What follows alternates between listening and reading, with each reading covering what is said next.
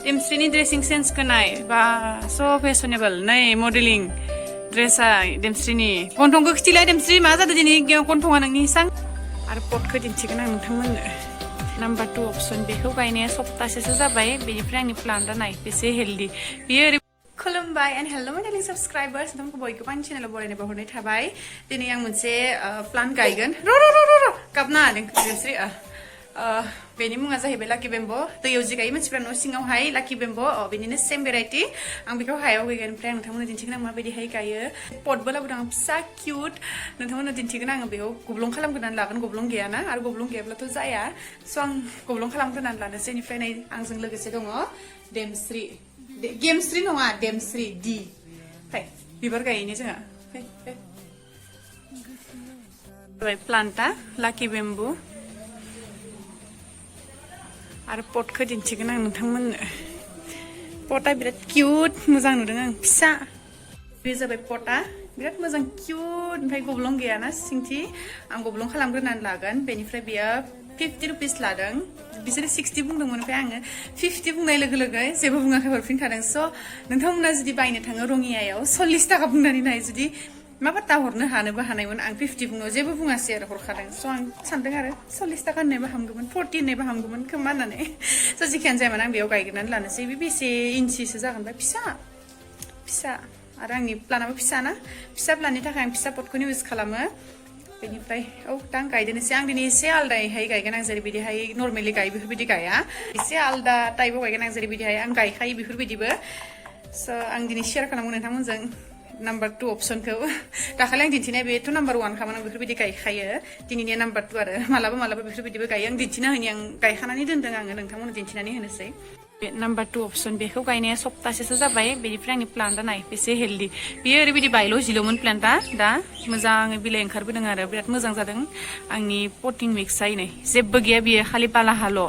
हाल' बियो नै रिभार सेन्ड गब्लंखौ खालामनानै लाबायमोन नैला जाबाय दा हा लायनोसै हाथ' होआ आङो बाला लायनोसै आं बालायाव आं मोनसे बुस्थु मिक्स खालामगोन मिक्स खालामनो जेबो दरकार गैया बाट आं दाखालि बै गायनाया एसेबांबो मोजां जायाखै आरो माबाया ड्रेनेजआ माने दैया थुबथिंनायाव एसे सम लादों दैया गलांदों खिन्थु एसे सम लादों बाट आंनो इमिडियेटलि गलांनायखौ नांगौ बेफोरबायदिया बांसिन मोजां जायो बेफोरबायदि लाकि बेम्ब'नि थाखाय स' आं बेयावहाय माबा इउज खालामगोन पारलाइट इउज खालामनांगौमोन बाट आंथ' पारलाइट इउज खालामा आङो बानायगोन हानि खुथाफोरनिफ्राय हानि साथिफोरनिफ्राय बानायनानै देनानै गुन्दै खालामनानै होगोन बालाजों मिक्स खालामनानै स' बाला लायनो थांदोंनोसै आङो बालाखौजो बे देगावफोरखौजो लानानै फैबाय हागाव बे हानि साथिखौ आं बुख्रुबनानै लादों आरो बेफोरबायदिहाय बेनिफ्राय नैबे पटआ गब्लं खालामबाय दा आं बेयावहाय बेखौ मिक्स खालामनोसै दा आं बेखौबो लाखाबाय बिफांखौ बेनिफ्राय पटखौबो लाबाय दा आं बेखौ पट खालामनोसै पट खालामनो थाखाय बेखौ फिसिनानै लागोन आङो बेखौ नार्सारिनिफ्राय लाबोला गायस्लायनो नाङा आरो एसे डिस्टार्ब मोनो बाट बेफोरबायदि प्लास्टिकआव थाबा बोखारनो हायो स' आङो बिसिनानै लाग्रोनोसै बेनिफ्राय गायगोन देमस्रि फैदा दुस्थु रोदाफोरा माबायदि जाजोब्बायमोन दुस्थु साला नोङो नंगो नों बेखौ डाइरेक्ट सोखानोसै बेयाव हा दंखायो नालाय बेयाव जुदि हा गैयामोनब्ला आं सिङाव एसे हा होनानै बेखौ ब्लक खालामगौमोन बाट हा दंखायो बेनिखायनो आङो डाइरेक्ट गायखानोसै आरो जिं जिङाव सोनानै होनोसै हाफोरखौ बाला दिन्थिनानै होनोसै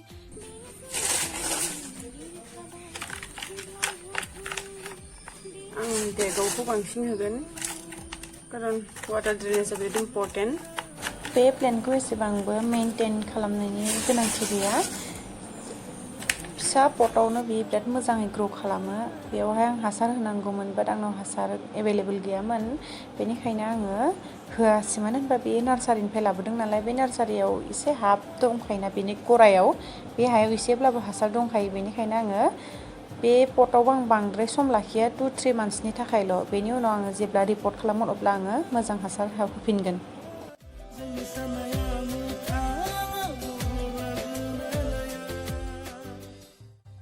बेनिफ्राय नैबे मोनसे मर पांखा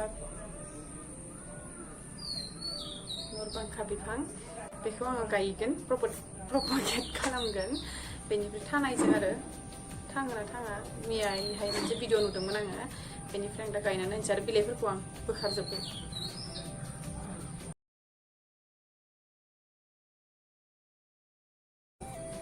बिलाइफोरखौहाय बोखारजोब्बाय आङो गांनै दोनदों बाखिफोरखौ बोखारजोब्बाय स' नैबे थाङोना थाङा आं नायगोन बेखौ नायनो थाखाय आङो बालायाव गायनो होदों नालाय आं नैबे बालायाव थुनानै दोनथ'गोन आरो 1 मान्थनि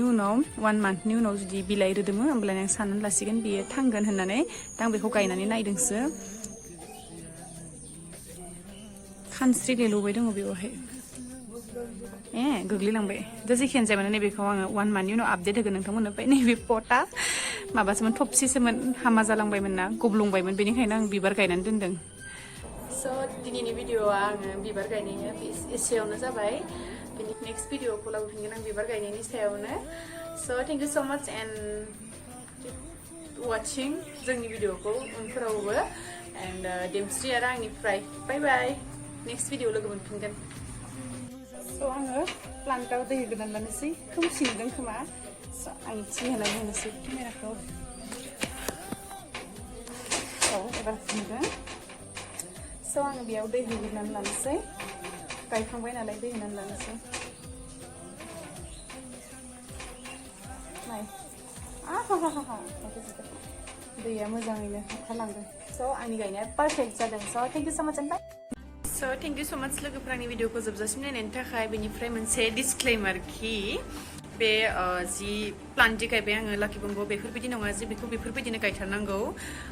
बे आलदायैबो गायनो हायो बेयाव हा लानानै हाखौ 90% बेनिफ्राय हासारखौ 10% लानानै गायब्ला मोजां जायो बाट बे साननैसोआव बिराद अखा हाबाय दङमोन नालाय आं जि समायाव गायदों बेनिफ्राय बे हाखौ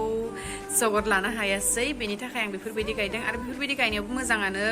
जादों खिन्थु बेफोरबायदि नङाखि बेफोरबायदिनो गायथारनांगौ नोंथांमोना नोंथांमोननि बायदि गायनो हागोन बिफांफोराथ' हायाव गायनानै दोनोब्ला जेबो हासारनि गोनांथियानो गैया बाट टाबाव गायोब्ला एसे हासार होनांगौ जायो बेनिखायनो 90% हा आरो 10%खौ हासार लानानै गायोब्ला बिराद मोजां जायो स' थेंक इउ स' माच एन्ड बाय बाय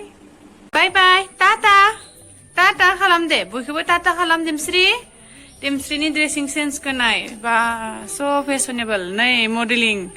ड्रेसा देमस्रिनि गन्थंखौ खिथिलाय देमस्रि मा जादों दिनै गन्थङा नोंनि सां देमस्रि गन्थंखौ नायनो बयबो आयु गोग्लैगोन बा ड्रेसा देमस्रि आयु गोग्लैगोन बाय बाय टाटा